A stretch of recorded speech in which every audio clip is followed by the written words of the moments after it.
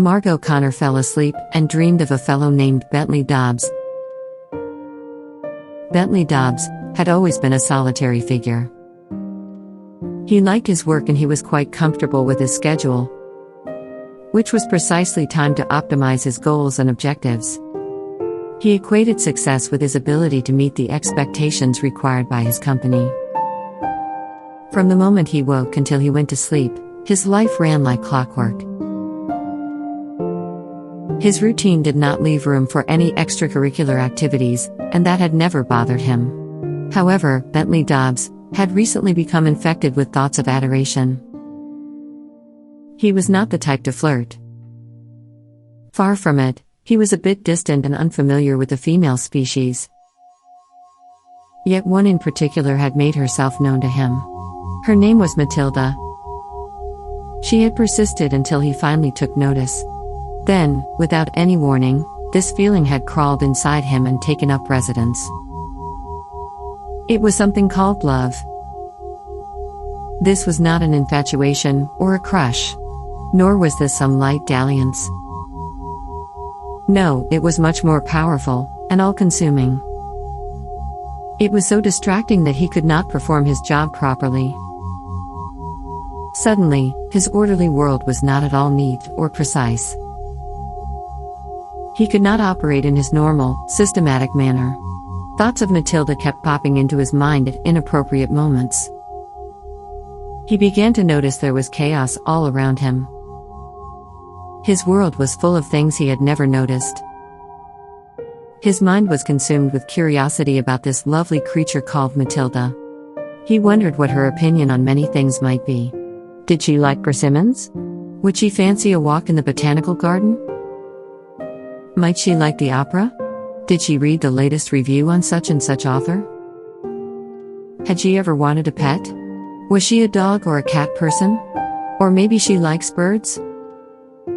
However, Bentley had little practice in the art of communication. He was an introvert. He also had no experience of romance. He'd never bothered to read poetry. Nor did he read fictional literature involving romantic relationships.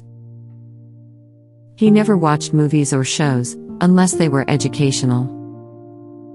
It was only after meeting this feminine marvel that he began to wonder what he should do with her. He had no clue what women liked to do. Lacking any sort of emotional experience meant he had to research. He had no close friends to ask what he might try in regard to approaching Matilda. He rarely engaged his workmates in conversation. Bentley was an all-business sort of fellow. He began to imagine people were watching him, and worried they must surely realize how he had changed. He was distracted and falling behind in his work. He decided to ask for help from the Artificial Network Alliance, commonly called ANA. ANA contained the totality of human knowledge. He worked with her daily at his job. He had just never thought to ask questions of a personal nature. The next day after work, when everyone else had left the office, Bentley put the interface cap back on to communicate with Anna and get her advice regarding Matilda. But then, he just sat there, thinking of Matilda, and realizing that he didn't even know what to ask Anna. It was a known fact that you must ask the right questions to get the best results from Anna. This was normally his strength. He was known for his clever ability to glean the right information from the network. Finally, he just explained that he liked a woman and wanted to talk to her, but didn't know what to say. Tell her your favorite things. Maybe they will interest her as well. With this brilliant idea, he approached Matilda the next day. I like cats, although I don't have pets. I also like the color blue and classical music. He paused when she looked confused. Would you like to go to the botanical garden? She looked pleased and smiled at him. Why yes, I'd love to. Following this success, he asked Matilda on several dates. They went to the opera and tried restaurants he'd never heard of. Bentley was so comfortable when he was with Matilda that he no longer felt awkward. She also didn't expect him to recite poetry or speak of romantic films, and this was an enormous relief. She liked him as he was. Her complete acceptance of all his odd ways made him happy. She sometimes laughed at what he said, thinking that he was telling a joke, when in truth, he was just stating a fact. But he liked her laugh and didn't mind. Bentley's love for Matilda never faltered. Discovering love was quite a transformative experience. He was quite sure there was no other woman in all the world who would put up with his peculiar ways. She told him, "I always knew you were special."